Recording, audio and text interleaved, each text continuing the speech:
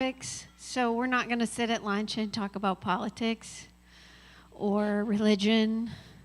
Yes, we're there talking about Jesus, but we're not going to talk about religion. Are you post-trib or pre-trib? We're not going to talk about that stuff. We're not going to tease one another. We're not going to talk about theology, what version of the Bible is the best. We're not going to talk about who's in the White House and who's doing what and COVID restrictions. We're not going to talk about any COVID crap that happened at camp last year. It's last year. It's over. It's a new day, right? So if we talk about it, all it does is bring people down instead of bring people up. So we want to focus on what unites us and what encourages us. And we're all still here, right? We have not missed 1 year of camp, which is fantastic. So, all right. So we're going to actually get into what the week of camp looks like. Excuse me, real quick. Before we do, one section of rules that I didn't get to earlier is super quick, and you can read further on about this in your manual, but our religious policies. So since we work with the state, there are certain biblical practices that we just don't do at camp. As I mentioned before, these particular things, though, can scare kids or even adults who don't have any kind of background in these areas. And so first thing, like I said earlier, we don't do altar calls, so we can share when we ask, but we're not going to put any pressure on them whatsoever to receive any kind of, to do any kind of prayer or anything like that. We do not do laying on of hands in terms of like how in some churches, if you are receiving prayer, someone may put a hand on your shoulder or whatever, and with the kids, we're not going to do that. Just because, first of all, we don't know if they want our hand on them. You can pray sitting next to them without touching them, and it has the same power because God's a big God. So we're just not going to do that. I have to say it because it's in the manual, no casting out of demons. So please don't try to cast out loud. You can pray under your breath. No. We're not going to do that. And we're not going to talk about demons either. Okay? Let's just not do that. And then we don't do water baptism or communion at camp. Now, we do communion as a team Sunday night, and you can choose to not do that. That's fine. You don't have to take communion with us because I realize everybody takes communion slightly differently, and that's great. So if you don't want to take communion with us, that's fine, but we will not be doing that when the kids are with us. Same with baptism, because they come from different homes as well, so we don't know what their parents might like or not like. And we also don't anoint with oil. We don't speak in tongues. If that's your practice, we don't do that around the kids. Everybody got that? All right. All right, so let's talk about what the week at camp. I'm going to give you an overview, but especially for those of you who've never been there, you saw the video, so you get kind of an idea of what it looks like. When you're getting ready for camp, preparing for camp, as we go through this stuff, remember camp is for the camper. So the first thing is that there is a dress code. I want you to consider modesty and safety as your guide. We do the dress code because some kids have been exposed early to things, and so some things can be triggers for them. So you can see appropriate neckline. What does that mean? You guys know what it means. Ladies, a one-piece or a two-piece with a t-shirt. Everyone must wear closed-toed shoes all the time at camp unless you're going to the pool. okay? That is a must, and that's a rule for the kids as well. It's a safety matter. There's too many ways to get hurt with sandals on. We cannot wear, if you have closed-toed sandals like Keens or whatever, that's fine. That's up to you, but you have to have your toes covered. You have to wear PJs, please. And no, if you normally sleep in your skivvies, you must put on pajamas, please. For the sake of everyone else in your room. I was going to say just counselors, but like staff, you room with other people that you may not know very well, so just put on something. That'd be nice. Put on something. Don't be calling people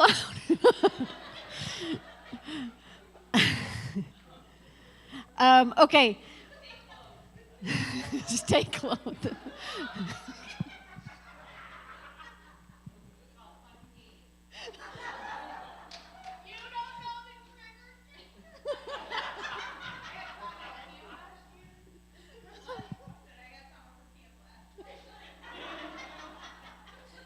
That's why we have these roles now.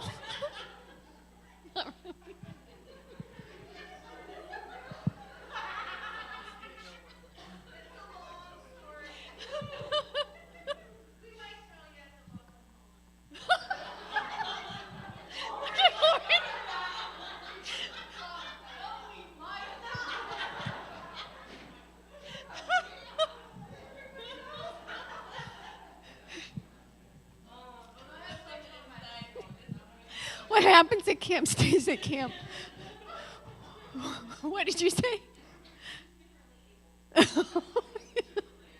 Okay. Whew. Bring it in. Ladies, you can wear tank tops. We just want your bra straps covered, please. Okay, so. Oh, yeah. Okay, ladies, on your shorts. I don't want to put like an inch thing on you. Like, I don't want to say it has to be this many inches. I don't want to do that. But it's got to be, it can't just, I'm not going to say, it can't just cut, it can't, I can't even think. It can't just cover your butt. That's not enough. Because covering your butt is still too short. And then you're jumping around with all the kids. You're jumping around and dancing. And the kids notice. And they point it out.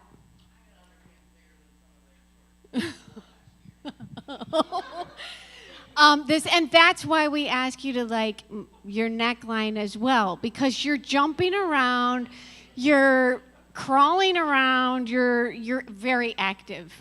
So we're just going to keep everything in. And your flimsy athletic shorts are very, please keep that in mind. Yes.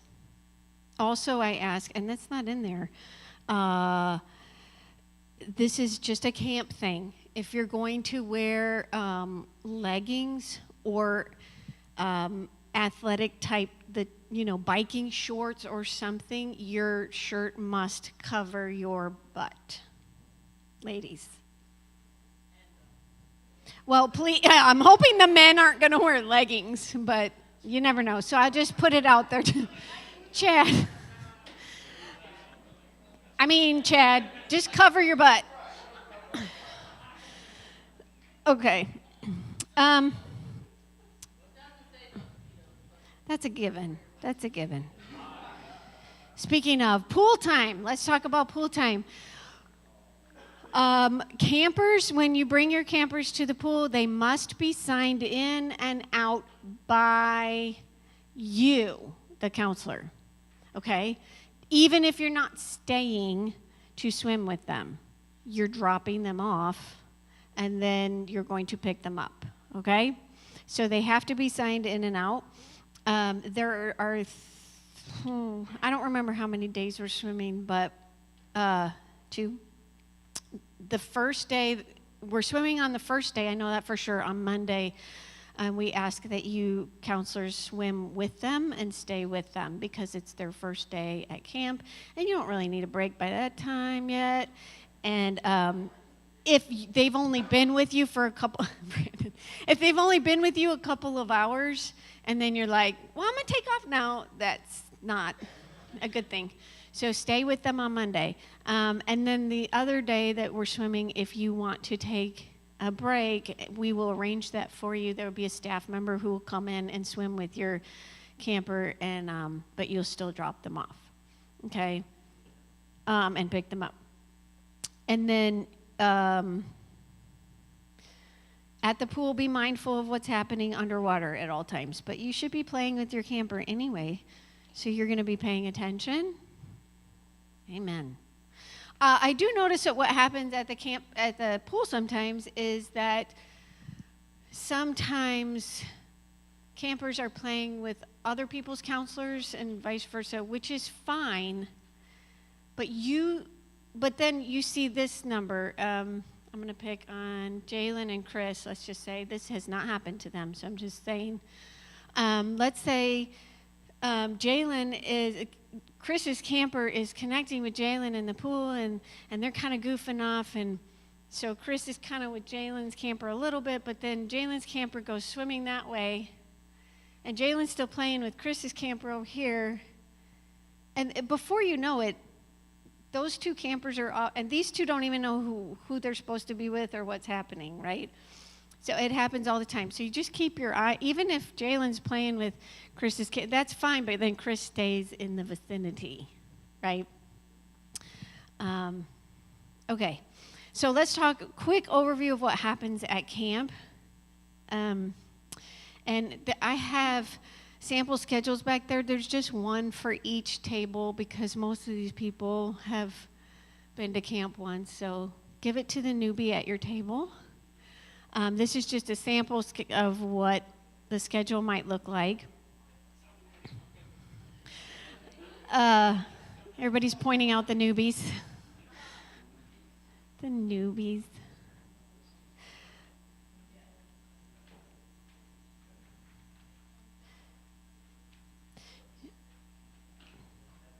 So,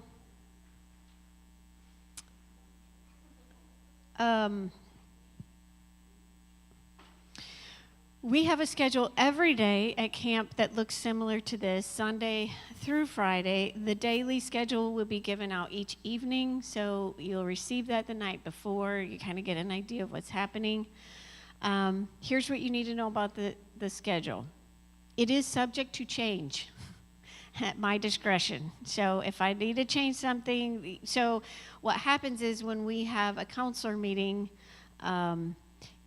we'll discuss those changes. Staff meetings are first thing in the morning. You can see that on there. And cousins, you come to the staff meeting. So what does that say? 7:30 a.m. Yep. On time because breakfast starts at 8. That's what I said. Oh, use good words. So staff meetings and then counselors, we meet during breakfast club. Now, the last 2 years we've been split up. Not so this year. We are going to try coming back together as one. Everybody give an amen for that. I'm so happy. So instead of 2 counselor meetings every day, there would just be one. And I am thankful, even if you're not. So counselors will meet during breakfast club for the first half of breakfast club. If you're on time and we are efficient, then you'll have the second half of breakfast club as your time to yourself. Bethany, our prayer coordinator, comes to the counselor meetings and is available during your free time as well. So if you'd like to talk to her, get prayer, whatever. Our schedule has a balance of activities for the kids, and it is consistent throughout the week so that the kids have a routine that they can count on. So certain things happen at the same time every day, so they know.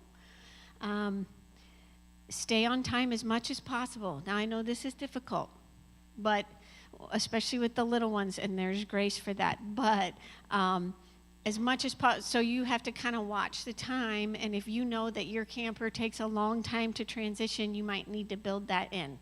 Like, so instead of giving a 5-minute warning, you might have to give 10 or 15-minute warning because they walk slow or whatever the case may be. We do build in transition times as much as possible. Be where the schedule says to be. So it's not really an option. It's not like we give you the schedule and go, here's some options for today. No, this is what we're doing.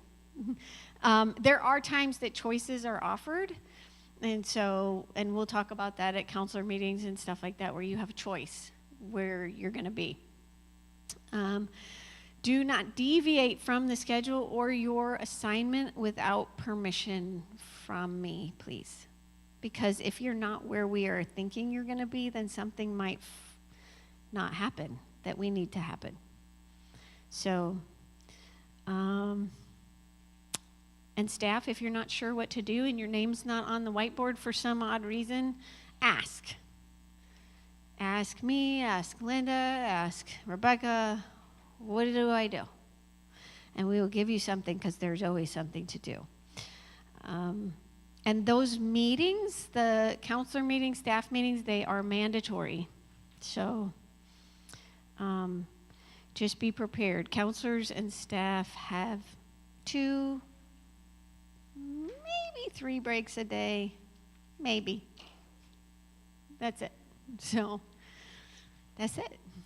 And then certain things happen each day. You see on the schedule, we have family connection time, which I talked about that. That's every afternoon. We have breakfast club in the morning. Breakfast club is object lessons and songs, and they do games, minute to win it games and stuff like that. And then 30-30 time, you've heard us talk about. What that is after lunch, all the campers and counselors go back to the bunks. 30-30 time is supposed to be 30 minutes on their bed, 30 minutes quiet play. It's what it's supposed to be. So that's when you're offering those choices. Would you like to sleep during the first 30 minutes, or would you like to play with the Legos on your bed? At least they're on their bed, right? Isn't that the goal? Get them on the bed, and then I'm going to stay on the bed, right? We will have things in the room for you, like, so that they can play with things on the bed. Or they can write heart notes or whatever. Down at the end of the day, you see there's something called wind down time. Everybody thinks I'm saying wine. We're not having wine at camp. We're doing wind down time. That is where the kids do more quiet play in their bunks, kind of bringing them down at the end of the day. That's the hope. We have snack times built in every day. Night relief, what that is counselors, at the end of the day, once you've done wind down time and the kids are in bed, hopefully, you have your break. So from 9 to 11 p.m. So at that point, there will be people coming to relieve you, and they will stay with the kids while you go to the counselor debrief time. And we try to make that as short as possible, but we just need to go over the events of the day, make sure that everybody's okay, and talk about any issues that may have come up. And then you have the rest of the time to yourself. Amen. Yes. Yes. Okay, and then we have, so those are like the regular everyday things. The heart notes too, they get delivered during 30-30 time. And then we have special events during the week. We have a large campsite-wide game with Coach. So Coach Andrew, would you stand up so everybody can see what you look like, please? That's Coach Andrew. So he's going to be running that game with our assistant coach Brandon, who you already met.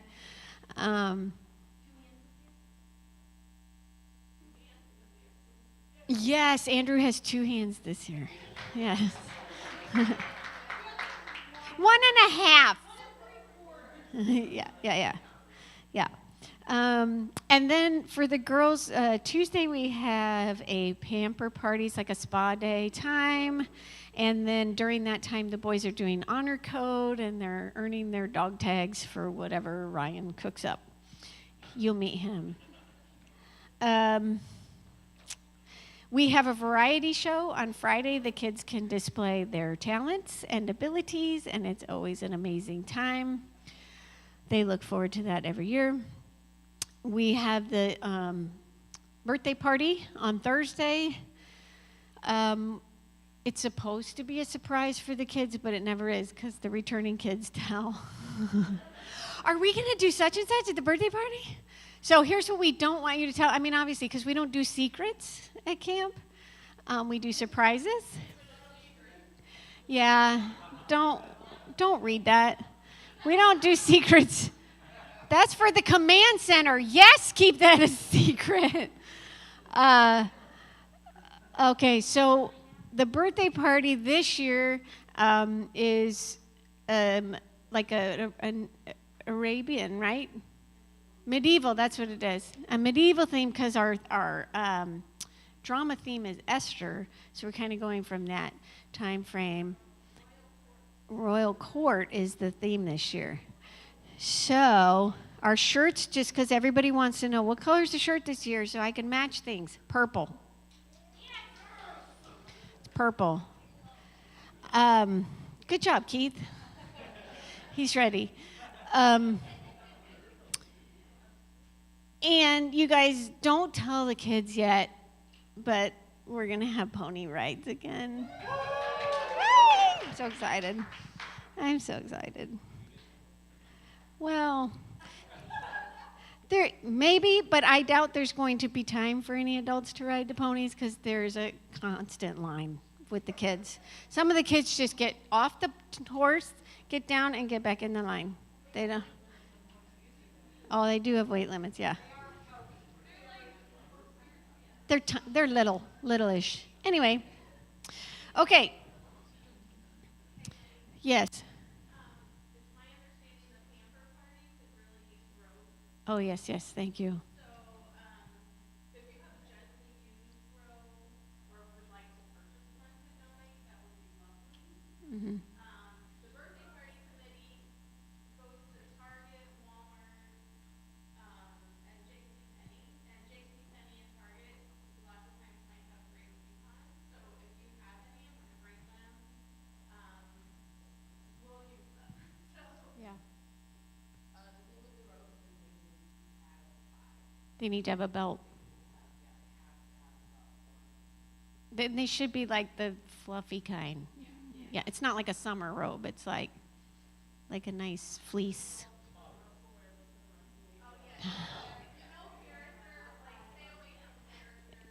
Yeah.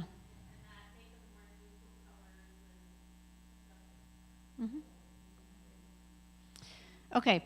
And then we do activity centers at camp. The activity centers are our like crafts and things. Oh, come on. Are you behind that, Brandon?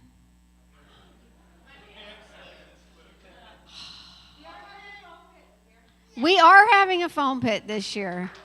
An actual pit. No mud. A real pit. We made sure. It was nasty. Yeah, we're actually having a pit, and then the other big activity we're doing is we are doing the rock wall, and we're doing archery this year. So, yeah. No, yes. Okay. Activity centers. Let's talk about those. Those are, we do tie-dye shirts, we do like leather crafting, woodworking, that kind of stuff. Here's the most important thing, and Sarah hit on this earlier. The process is more important than the product. It doesn't have to look like what it's supposed to look like. If they want to build it different, if they want to make something crazy, if they make something that kind of freaking you out a little bit, as long as they are doing it safely, it's okay. It really is okay. So the process is more important than the product. It's an awesome opportunity to connect relationally with your camper and give positive affirmation. And a great opportunity to give choices, right? So that they have agency over that project. Instead of, hey, why don't you use red there? Hey, I love the interesting color choices.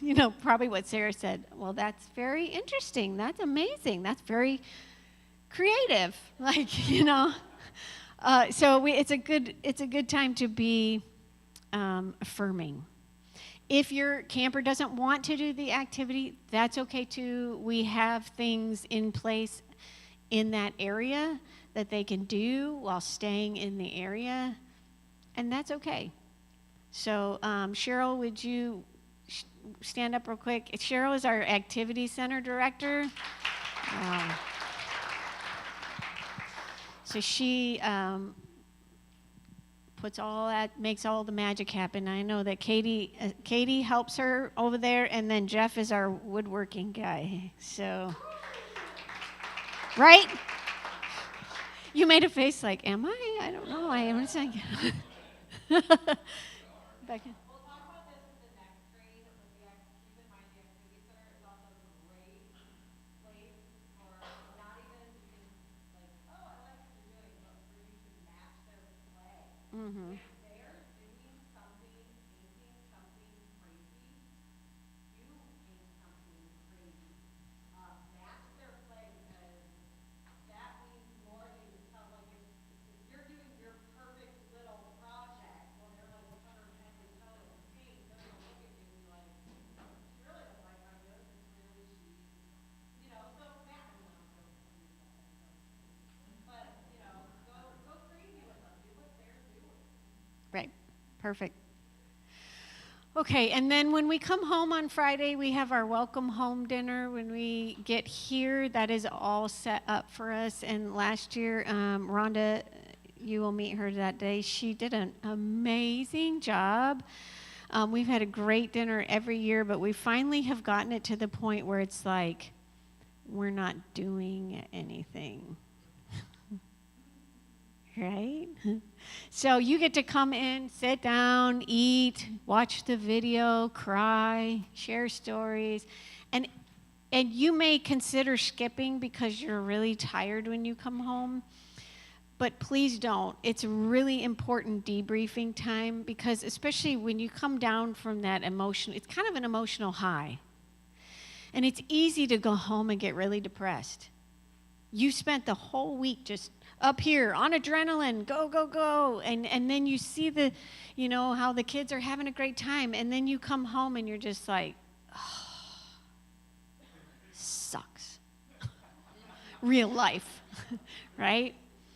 So the debrief time, and also you might come home and you might start telling yourself stories about how you didn't make a difference, how what you did didn't matter, how your camper didn't connect with you. But if you sit in the welcome home dinner and you hear the stories, you'll understand that what you did made a difference. So, counselors, you will be riding back to to the church on the bus with your camper. So, counselors, no matter how we're carpooling to camp. So counselors don't drive to camp. You ride with someone so that you can ride back with your camper and be with them during that time. Space in the parking lot for our caregivers, yeah. And then you will stay with your camper until they get checked out. You will help them get their luggage to their car. And we're kind of revamping our system so it's a little more, thank you, streamline. You will end up meeting the caregiver at that point, counselors, and so you need to be prepared for any type of behavior. Sometimes caregivers are aloof and just don't even hardly greet the child. Sometimes they're frustrated because the child is crying and won't move quickly, and let's get your stuff, come on, let's go, right? Sometimes they're really kind, but we want to approach each caregiver with grace, like Linda was saying earlier. We want to stay positive and affirming. We want to treat them royally because we're here to bless them as well, no matter what. No matter how they behave, their behavior, we don't know what that's coming from. So, and exactly, if we don't treat them with love and respect, who are they going to take that out on later? We're gone, the camper's with them. And then they don't necessarily want their kid to come back either. So then that child misses out on an opportunity. So show Christ's love. No matter how ugly they are, don't offend them. Just continue speaking positively about your camper. Just keep affirming, right? Let's see. So, and then in June, we'll talk a little bit further about all that. Any questions about just overall the week at camp? You'll hear more details later, but is there anything that I said that you didn't understand or you need clarification? Go ahead, Sam.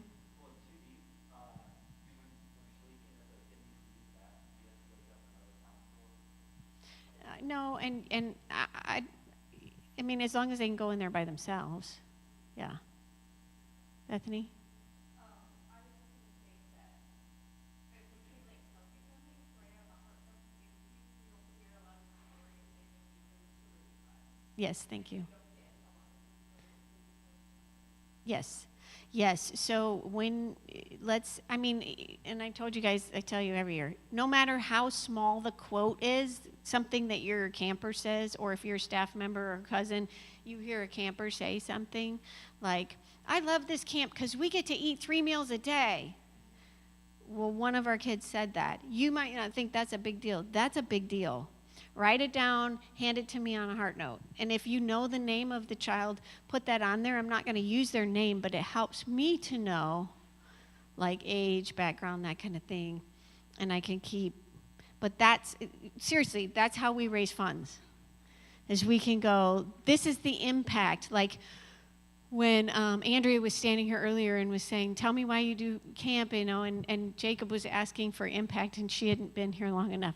But we've been hearing back from social services more and more, the more we do camp and club. And I'm going to embarrass Jalen a little bit, but we were talking messaging this week and talking about how the caseworker for his mentee, because he's been mentoring this year, talked to us about how much of an impact Jalen has had on that child. And yeah, give him a hand.